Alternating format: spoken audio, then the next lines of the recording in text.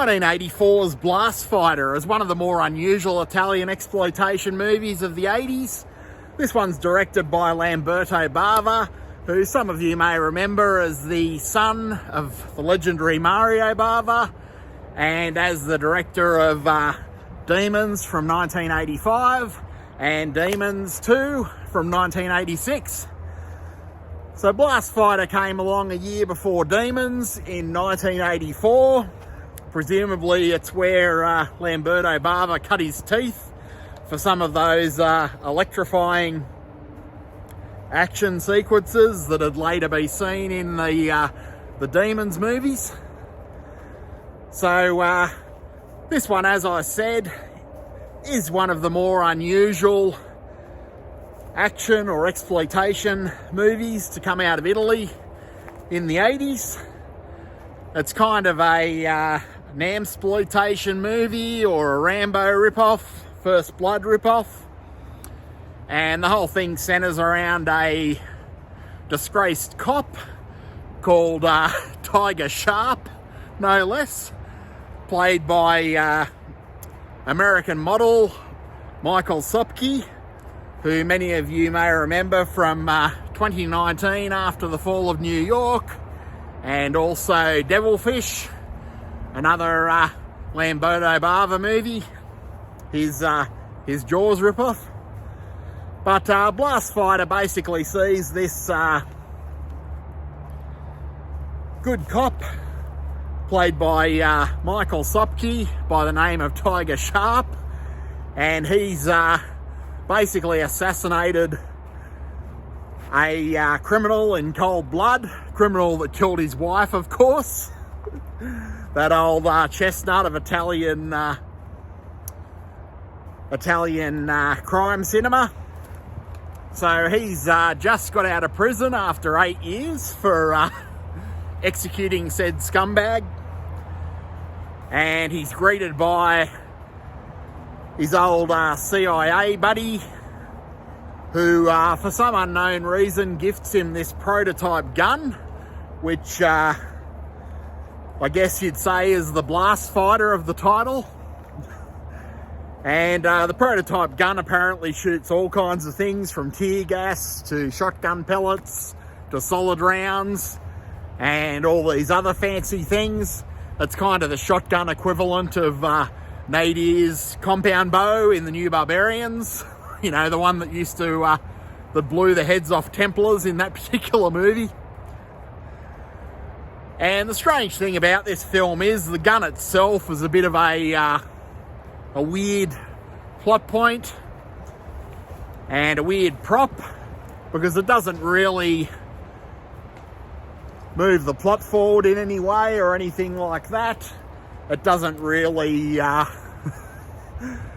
affect the course of events at all.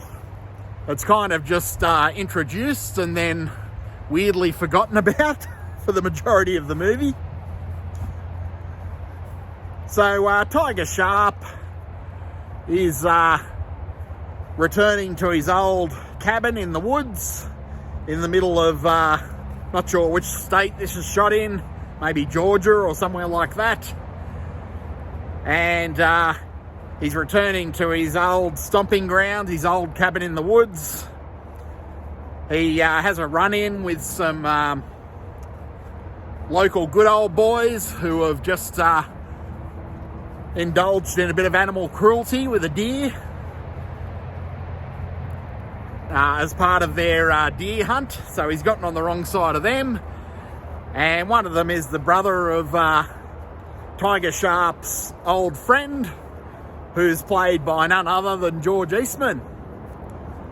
So here's where the whole movie gets a bit of a deer hunter vibe. So it sort of moves away from Namsploitation or from First Bloodsploitation into deer hunter territory, in a similar fashion to The Last Hunter, I guess.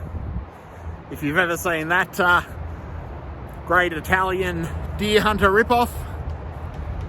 And we learn that the two of them, Tiger Sharp, aka Michael Sopke, and the great George Eastman were rivals in this area, and they've had a few run-ins in the past. They sort of respect each other, and their last run-in before Tiger Sharp went to jail resulted in George Eastman ending up with a permanent limp from their last clash of the Titans that they had. So we're sort of set up for an obvious confrontation later in the movie that it'll kind of drag us towards. So Tiger Sharp's daughter decides to track him down, of all people, and instead of being happy to see her, he's quite angry, doesn't want anything to do with her. He starts to drag her back towards her car so that he can send her on her way.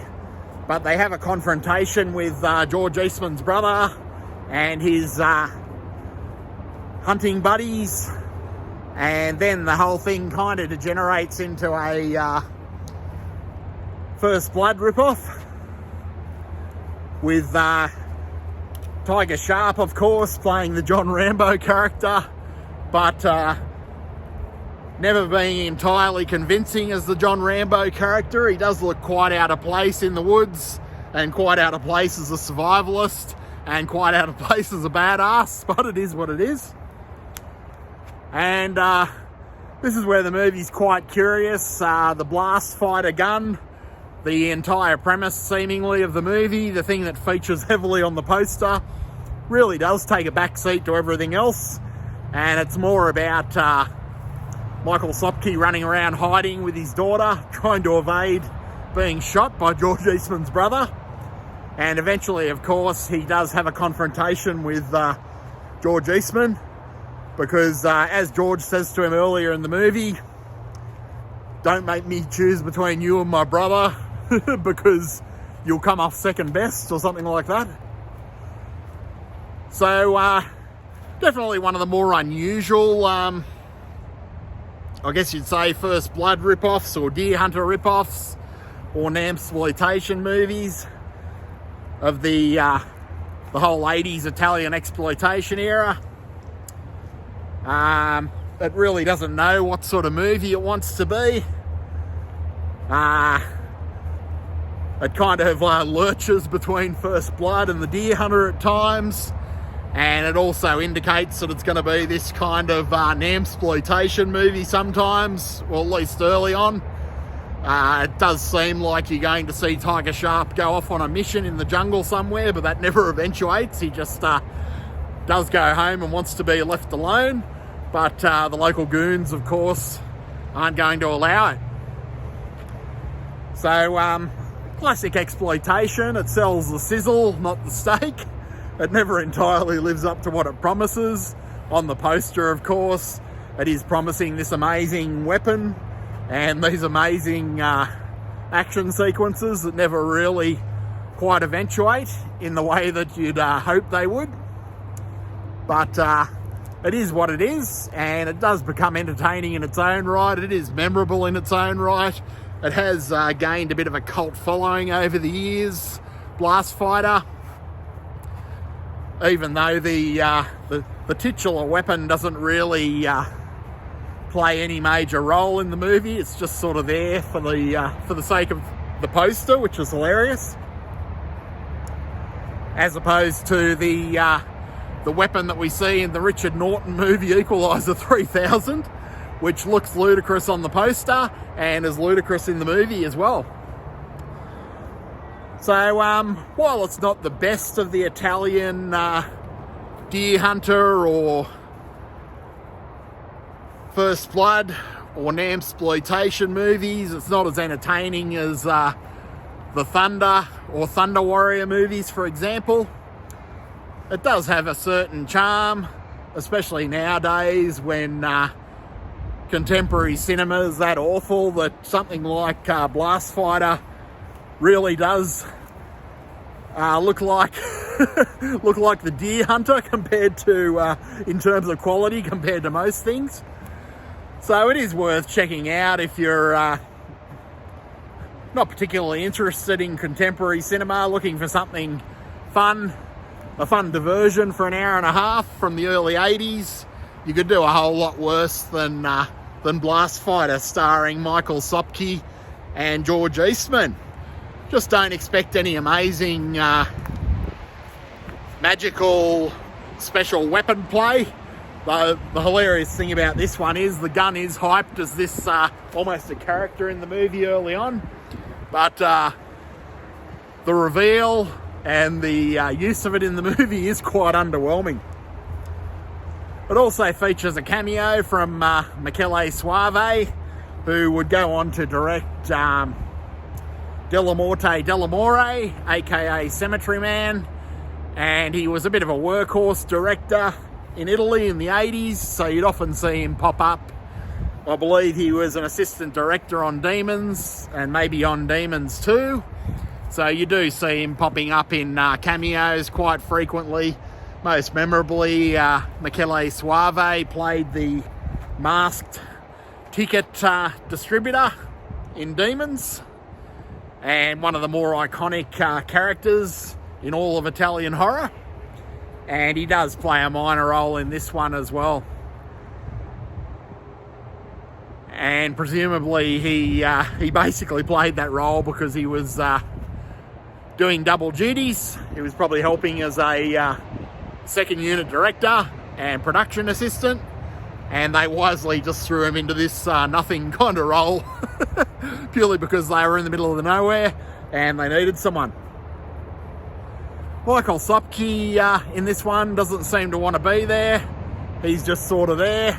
But to be fair, Michael Sopke rarely appeared to want to be in any of these movies. It really did seem like a paycheck thing. But regardless, he is always entertaining to watch because he does have this really understated Clint Eastwood or Charles Bronson style that somehow suits movies like this one and 2019 After the Fall of New York. So it does kind of work. George Eastman is the polar opposite to Michael Sopke.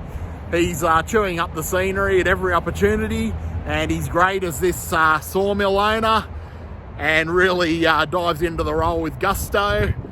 You see these interviews with George Eastman and he seems fairly humble in them, which is interesting because he really did always give his all in these movies, and it was sad to lose George Eastman recently. So Blastfighter, not the best of these Italian action exploitation movies of the 1980s, but far from the worst either. If you have any memories of Blastfighter, any thoughts on Blastfighter, by all means, please share in the comments. And if you enjoyed this video, you may even enjoy our mockumentary that we made way back in 2007 called Tabor Corn. Tabor Corn is about a cult film or exploitation movie aficionado and his mainstream movie-loving rival. And it was quite well received. It was an official selection of a Night of Horror Film Festival, and it was an official selection of Muff 8, the Melbourne Underground Film Festival. Won a couple of awards as well, which was nice, and sort of slipped beneath the radar, so it's something that is waiting on YouTube. I'll leave a link to that one in the description in case you want to check it out. That's about all I've got. It's starting to get dark now. Getting very cold here in Australia. So until next time, take it easy.